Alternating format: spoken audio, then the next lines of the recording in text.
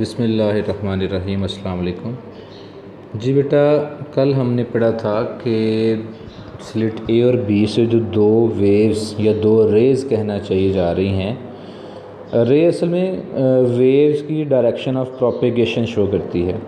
तो खैर ये जो दो रेज़ हैं 1 और 2, इनमें जो वेव्स हैं वो जो पी पे मिलेंगी तो वो कंस्ट्रक्टिव इंटरफेरेंस करेंगी या डिस्ट्रक्टिव। ये डिपेंड करता है कि दोनों वेव्स में पाथ डिफरेंस कितना है। ठीक है, अगर तो पाथ डिफरेंस जिसको फ़िलहाल डेल्टा एस कह लेते हैं हम, वो लैम्डा का कोई इंटेग्रल मल्टीपल हो, कल बात हुई थी लैम्डा का पाथ डिफरेंस हो, 2 लैम्डा का हो, 3 लैम्डा हो एंड सो ऑन, तो दो वेव्स क्या करेंगी? Constructive interference. और अगर आधी वेवलेंथ का डिफरेंस हो 1.5, 2.5, 3.5, 4.5 एंड सो ऑन, तब डिस्ट्रक्टिव इंटरफेरेंस। तो मुझे डायग्राम देख के बताएं कि जो रे 1 है और 2 है, यानी ए पी और बी पी, इनमें से इजाफी पाथ किसको कवर करना पड़ रहा है पी तक पहुंचने के लिए? ए से जो जा रही है लाइट रे उसको, या बी से जो जा रही है? तो डेफिनेटली बी से जो जा रही है उसको। अब सवाल ये कितना इजाफी पाथ कवर करना पड़ रहा है, तो वो ये है बी से लेकर डी तक। तो डेल्टा एस की बजाय अब हम इसमें क्या यूज़ करेंगे वर्डिंग? पाथ डिफरेंस के लिए हम यूज़ करेंगे बी डी, कि अगर बी डी एन लैम्डा के इक्वल है, लैम्डा का इंटीग्रल मल्टीपल, तो कौन सा इंटरफेरेंस होगा? कंस्ट्रक्टिव। और अगर वो हाफ वेव लेंथ या 1.5 2.5 तो डिस्ट्रक्टिव इंटरफेरेंस। अच्छा, अब हमने देखना है बी डी किसके इक्वल है। अगर आप बुक में देखें तो यहाँ से ना एक लाइन जा रही है, एक लाइन हम बना लेते हैं जी इस कलर में। एक लाइन जा रही है ये उस पॉइंट P तक, और वो जो लाइन एंगल बना रही है उसका नाम है थीटा। किस लाइन से एंगल बना रही है? ये जो सेंटर वाली लाइन है, सेंटर लाइन ये वाली। ठीक है, तो एंगल कितना बताया गया? थीटा। बुक में कहा है कि अगर ये एंगल थीटा है तो ये वाला एंगल भी थीटा होगा, जिसको मैं ज़रा रेड कलर से हाईलाइट करने लगा हूँ। ये एंगल भी थीटा ही होगा। क्यों थीटा होगा इसको समझना हमें, बल्कि इसको बजाय हम थोड़ा सा ऐसे कर लेते हैं कि एंगल यहाँ बना लेते हैं, ये एंगल थीटा।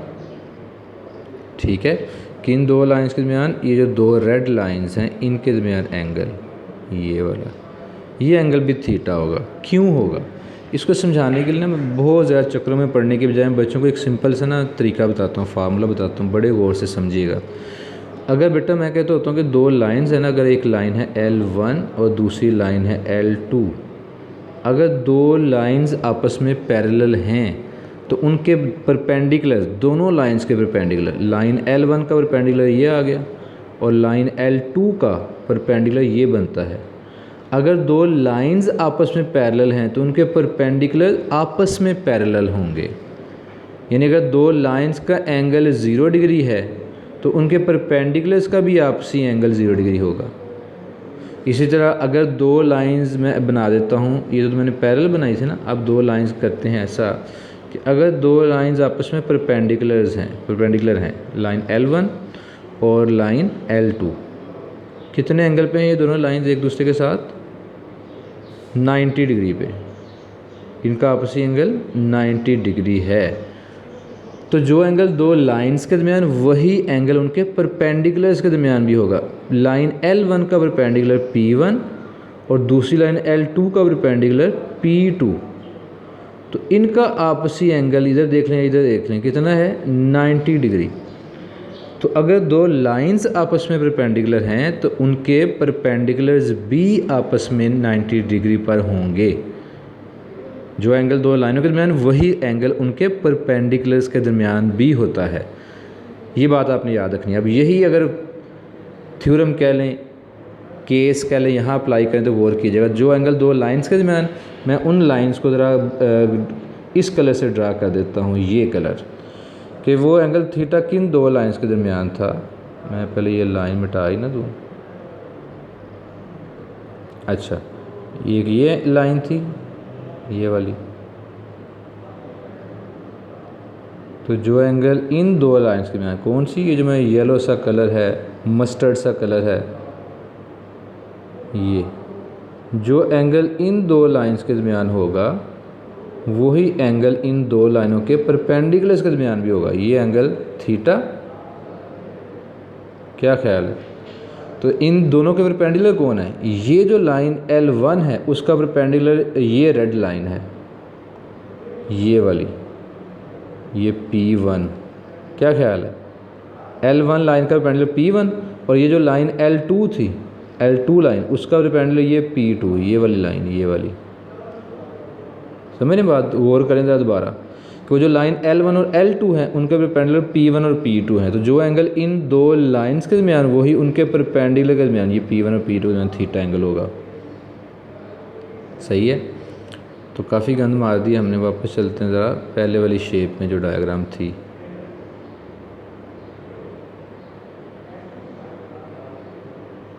ये जनाब, अच्छा। अब अगर एंगल सेम है तो फिर देखें, गौर कीजिएगा बेटा कि जैसे कोई वेक्टर होता है ना, ये वेक्टर अगर ए है, ये पॉइंट समझना है, पूरे आर्टिकल में यहाँ बच्चे फंस जाते हैं थोड़े से, जिसको गौर से समझिएगा। अगर ये वेक्टर ए है और ये एंगल थीटा है, तो पता है वेक्टर ए के दो कंपोनेंट्स अगर बनाए तो थीटा के सामने वाला जो कंपोनेंट है वो इस वेक्टर ए का साइन कंपोनेंट होगा, ए के ऊपर एरो नहीं आना, और निचला जो कंपोनेंट है वो ए कॉस थीटा, कॉस कंपोनेंट होगा। इसी तरह अगर यही वेक्टर ए की बजाय कोई डी वेक्टर हो और ये एंगल थीटा हो, तो थीटा की जो सामने वाली साइड है वो डी साइन थीटा होगी और नीचे वाली साइड डी कॉस थीटा होगी। अब इस डायग्राम में गौर करें आप कि ये वेक्टर ए है, डी है सॉरी, और ये एंगल थीटा है, तो थीटा की जो सामने वाली साइड है ये वाली, ये पता क्या होगी? D sine of theta. एक ये खुद डी है, थीटा के सामने वाली साइड डी साइन थीटा, और ये वाली साइड डी कॉस थीटा, जो हमें चाहिए ही नहीं। हमें क्यों नहीं चाहिए? हमें सिर्फ एक साइड चाहिए, वो कौन सी? बी डी, जिसका नाम क्या रख दिया? D sine theta. ये साइड क्यों चाहिए? क्योंकि अगर आप डायग्राम पे गौर करें तो हमने जो डेरिवेशन करनी है उसमें दोनों वेव्स जो 1 और 2 थे उनमें जो पाथ डिफरेंस था वो बी डी था, और बी डी को ही मैं अब क्या लिख रहा हूँ? D sine of theta. तो इसका मतलब हुआ कि ये हमारा फाइनल रिज़ल्ट आ गया कि अगर आप समझते हैं या देख रहे हैं कि कंस्ट्रक्ट कहीं पे दो वेव्स इस तरह मिल रही हैं कि उनमें पाथ डिफरेंस n लैम्डा है, डी साइन थीटा क्या है? Path difference. तो वो वेव आपस में क्या करेंगी? Constructive interference. ये डी साइन थीटा, ये पाथ डिफरेंस है। अगर तो पाथ डिफरेंस लैम्डा का कोई इंटेग्रल मल्टीपल है तो कंस्ट्रक्टिव इंटरफेरेंस होगा, और अगर आधी वेवलेंथ 1.5, 2.5, 3.5 एंड सो ऑन इस तरह का कुछ है तो डिस्ट्रक्टिव इंटरफेरेंस होगा। तो ये कंस्ट्रक्टिव इंटरफेरेंस की कंडीशन है। तो अब डिस्ट्रक्टिव इंटरफेरेंस की कंडीशन क्या होगी वो देख लेते हैं। For destructive interference, destructive interference के लिए होगा कि अगर वही पाथ डिफरेंस जिसको हमने साबित किया है कि वो डी साइन ऑफ थीटा का इक्वल है, वो λ/2 का कोई ऑड इंटेग्रल मल्टीपल हो, n की जो वैल्यू है वो ऑड होनी चाहिए। ऑड मतलब 1, 3, 5, 7 एंड सो ऑन। क्यों? अगर इवन हुई, तो मैंने कल भी बताया था, अगर इवन नंबर हुआ कोई n मसलन 2, तो फिर ये 2 से कैंसिल लैम्डा, और लैम्डा का जहाँ पाथ डिफरेंस हो वहाँ तो कंस्ट्रक्टिव इंटरफेरेंस होता है। इसी तरह अगर ये 4 है तो ये 2 इस 4 से कैंसिल हो गए, 2 लैम्डा भी कंस्ट्रक्टिव इंटरफेरेंस की कंडीशन है। तो डिस्ट्रक्टिव इंटरफेरेंस की कंडीशन तब बनेगी जब यहाँ 1 हो, 1 λ/2 जो कि होगा 0.5 लैम्डा, या फिर 3 λ/2 जो कि होगा 1.5 1.5 लैम्डा इसको कहते हैं, या फिर 5 λ/2 हो जिसको 2.5 लैम्डा हम कहेंगे, या फिर 7 λ/2 हो जिसको हम कहेंगे 3.5 लैम्डा, तो डिस्ट्रक्टिव इंटरफेरेंस होगा। क्या ख्याल है?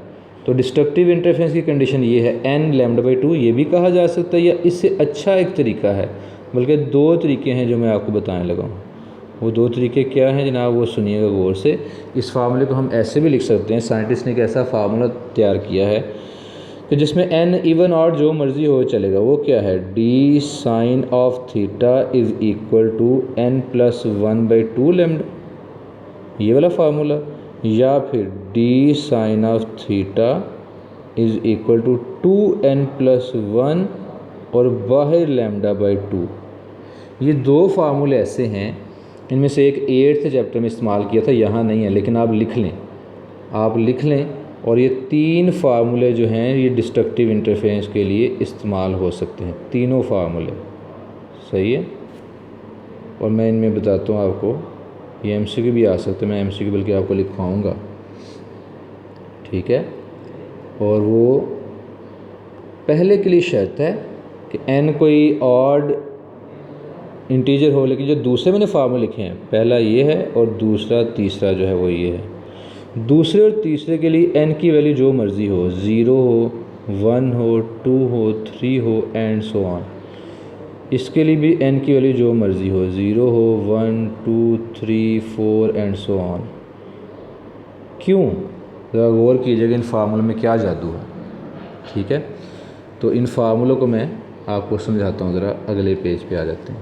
कौन कौन से फार्मूले थे, एक मैंने बताया कि d sine of theta is equal to n plus 1/2 lambda, और दूसरा मैंने फार्मूला बताया d sine of theta 2n plus 1 λ/2। मैंने कहा इनमें n की जो मर्ज़ी वैल्यू पुट कर दें तो पुट कर देते हैं। पहले n की वैल्यू 0 पुट करते हैं, तो ये फार्मूला बनेगा d sine of theta equal 0 plus 1/2 lambda, यानी कि 1/2 लैम्डा यानी 0.5 लैम्डा। तो डिस्ट्रक्टिव इंटरफेरेंस की कंडीशन है 0.5 लैम्डा। उसके बाद n की वैल्यू 1 करके चलते हैं, d sine of theta is equal to, n की जगह 1 पुट करें, 1 प्लस 1/2 और लैम्डा, तो 1 और आधा कितना होता है, 1.5, 1.5 लैम्डा। और ये किसकी कंडीशन है, डिस्ट्रक्टिव इंटरफेरेंस की कंडीशन है। अब इवन नंबर पुट करके देखें ज़रा, n is equal to 2 put करें, d sine of theta 2 plus 1/2 lambda, तो ये पता क्या आएगा, 2 और आधा कितना होता है, 2.5, 2.5। ये भी डिस्ट्रक्टिव इंटरफेरेंस की कंडीशन है। यानी ये जो फार्मूले में जो 1/2 ऐड कर रहे हैं ना, ये ऑटोमेटिकली अशारी में वैल्यू लेगा। और मैंने पहले कहा था आधी लैम्डा, 1.5 लैम्डा, 2.5 लैम्डा, 3.5 लैम्डा, जब भी पाथ डिफरेंस हो तो डिस्ट्रक्टिव इंटरफेरेंस होता है। इसमें भी ऐसे ही है, ये जो हाफ ऐड कर रहे हैं ना, ये किसी भी नंबर में ऐड कर दें, 1 में, 2 में, 3 में, तो वो 2.5, 1.5, 3.5 बन ही जाएगा। तो इसमें इवन नंबर ऐड करें, इवन या ऑड, जो मर्ज़ी। अगले फार्मूले में भी देखें क्या है, इसमें भी n की वैल्यू पहले 0 पुट करके देखें, तो d sine of theta is equal to 2 into 0 plus 1 λ/2। तो अंदर क्या बन जाएगा, 2 इंटू 0, 0, 0 प्लस 1 λ/2, जो कि कितना होता है, 0.5 लैम्डा। डिस्ट्रक्टिव कंडीशन आ गई। अब n की वैल्यू 1 पुट करके देखें, d sine of theta is equal to 2 into 1 plus 1 λ/2। अंदर ब्रैकेट के अंदर क्या बन जाएगा, 3 λ/2, और ये क्या आएगा, 1.5 लैम्डा। और ये भी डिस्ट्रक्टिव इंटरफेरेंस की कंडीशन है। कोई इवन नंबर पुट करके देखें, n is equal to 2, d sine of theta is equal to 2 into n की वैल्यू 2 प्लस 1 λ/2। तो ये अंदर क्या बन जाएगा, ब्रैकेट के अंदर 2 इंटू 2 4, 4 प्लस 1 5 λ/2, और 5 λ/2 कितना होता है, 2.5 लैम्डा। तो ये 2.5 लैम्डा भी किसकी कंडीशन है, डिस्ट्रक्टिव। तो इन दो फार्मूलों में आप n की वैल्यू चाहे इवन पुट करें चाहे ऑड पुट करें, वो चल जाएगा। समझ आई बात की। तो ये दो फार्मूले ऐसे डिज़ाइन किए गए हैं जो आपके सामने मैंने लिखे हैं। इसका चाहे स्क्रीनशॉट ले लीजिएगा। ये MCQ भी एक मरतबा आ चुका है कि डिस्ट्रक्टिव इंटरफेरेंस की कंडीशन कौन सी है। अगर तो आपने ये पहले वाला फार्मूला यूज़ करना है तो उसके लिए n की वैल्यू सिर्फ ऑड होनी चाहिए, ऑड। अगर दूसरा तीसरा फार्मूला तो फिर इवन ऑड जो मर्ज़ी इस्तेमाल करें। ठीक है, चलें आपसे एक MCQ में पूछता हूँ, उसका आंसर दीजिएगा। आर्टिकल चाहे 3 लेक्चर में पूरा हो जाए लेकिन पक्का होना चाहिए, और मेरी कोशिश यही है कि जनाब पक्का हो जाए। MCQ क्या है कि if the path difference between two light waves is 37/2 lambda and 30 या 16/2 lambda at 2 points A and B, then the type of interference at A and B will be। यार बी में कौन कौन सा इंटरफेरेंस होगा? दोनों पे डिस्ट्रक्टिव, दोनों पे कंस्ट्रक्टिव, बताएं ज़रा। तो ऑप्शन लिख लें चाहे, चले जी लिख लेते हैं। ए पे पहले कंस्ट्रक्टिव इंटरफेरेंस फिर डिस्ट्रक्टिव इंटरफेरेंस, बी ऑप्शन दोनों पे कंस्ट्रक्टिव इंटरफेरेंस, सी ऑप्शन दोनों पे डिस्ट्रक्टिव इंटरफेरेंस और डी ऑप्शन डिस्ट्रक्टिव इंटरफेरेंस और कंस्ट्रक्टिव इंटरफेरेंस। बताएं जिनमें से ऑप्शन कौन सी है? 37/2 लैम्डा इतना पाथ डिफरेंस ए पे है और 16 λ/2 जो है ये पाथ डिफरेंस बी पे है। तो इंटरफेरेंस कौन सा होगा बताएं ज़रा। 37/2 लैम्डा का जो पाथ डिफरेंस है ये पता कितना बनता है? 36 का आधा होता है कितना? 18। तो 37 का आधा होगा 18.5, 18.5 लैम्डा। तो ये किसकी कंडीशन है? डिस्ट्रक्टिव की। तो पहला तो डिस्ट्रक्टिव है। दूसरा जो 16/2 लैम्डा ये 8 लैम्डा बनेगा और 8 लैम्डा ये कंस्ट्रक्टिव की कंडीशन है, क्योंकि जहाँ पे आधी लैम्डा भी साथ इन्वॉल्व हो जाए ना, 1.5, 2.5, 3.5, वहाँ डिस्ट्रक्टिव होता है। तो पूरी 8 लैम्डा का डिफरेंस है, तो इसका मतलब यहाँ पे कौन सा होगा? कंस्ट्रक्टिव। तो ऑप्शन कौन सी सही हुई? डेल्टा। ठीक है, इतना पॉइंट समझ आया कि नहीं? टाइम देखते हैं कितना हो गया। चलें उसके बाद ये फटाफट ये करते हैं, बुक में देखें ज़रा उन्होंने क्या किया है। फार्मूले जो डिराइव किए हैं उन्होंने, पहला उन्होंने कहा जी कंस्ट्रक्टिव इंटरफेरेंस के लिए d sine theta m lambda, मैं एन यूज़ कर रहा था, उन्होंने एम कर दिया। एन भी हम आगे यूज़ कर लेंगे, है असल में नंबर ही। और यहाँ पे डिस्ट्रक्टिव इंटरफेरेंस की कंडीशन ये है m+1/2 लैम्डा। मैंने इसका एक और फार्मूला भी आपको लिखवा दिया था, d sine theta is equal to 2m+1 λ/2। ये फार्मूला भी आपने याद रखना है। उसके बाद फिर कहते हैं पहला डार्क पॉइंट कहाँ बनेगा। ये आप, हाँ ये बात बड़ी अहम है। ये बात बहुत समझने वाली बच्चे अक्सर इसमें ज़रा गलती कर जाते हैं। तो वो क्या है कि पहला ब्राइट पॉइंट, पहला डार्क पॉइंट कहाँ बनेगा, उसके लिए ज़रा देखिएगा, गौर कीजिएगा। पहला जो ब्राइट पॉइंट, सेंट्रल पॉइंट हमेशा ब्राइट होता है, सेंट्रल पॉइंट हमेशा ब्राइट, इसको कहते हैं m=1। हम यहाँ पे m यूज़ कर लेंगे ताकि बुक के मुताबिक ज़रा काम हो जाए। जहाँ जहाँ n है वहाँ हम m यूज़ कर लेंगे। लें जी इधर भी, तो इधर हम m यूज़ कर लेते हैं और ब्लू कलर, चलें जी m। हालांकि इशू कोई भी नहीं है, इधर चलें बाद में कर लेंगे, क्योंकि आगे हम बुक में ही एक जगह m भी पढ़ेंगे। वैसे वो साउंड के लिए अमूमन करता था n और लाइट के लिए m, लेकिन ये कोई पेट रूल नहीं है, ठीक है, इतना कोई स्ट्रिक्ट रूल नहीं है ये। अच्छा, बहरहाल सेंट्रल पॉइंट जो है वो ब्राइट होता है हमेशा। क्यों ब्राइट होता है? क्योंकि जो स्लिट ए से, मैं ज़रा स्लिट ए जो है वो बना दूँ,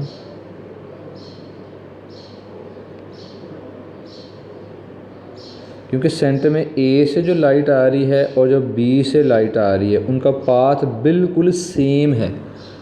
सेम से मुराद क्या है कि वहाँ पे पाथ डिफरेंस ज़ीरो है, और ज़ीरो जहाँ पाथ डिफरेंस हो वहाँ पे भी कंस्ट्रक्टिव इंटरफेरेंस होता है, ठीक है, वहाँ पर भी कंस्ट्रक्टिव इंटरफेरेंस ही होगा।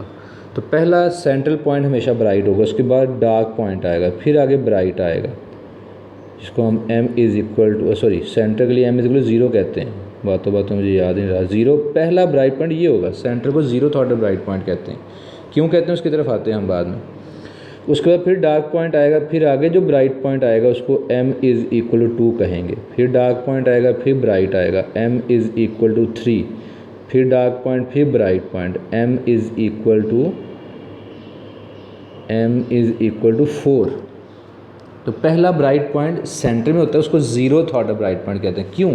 क्योंकि पहला पॉइंट वहाँ पे होता है जहाँ पाथ डिफरेंस ज़ीरो हो, और अगर हम इक्वेशन लगाए m लैम्डा, तो अगर m की वैल्यू ज़ीरो पुट करेंगे तो पाथ डिफरेंस ज़ीरो आएगा ना।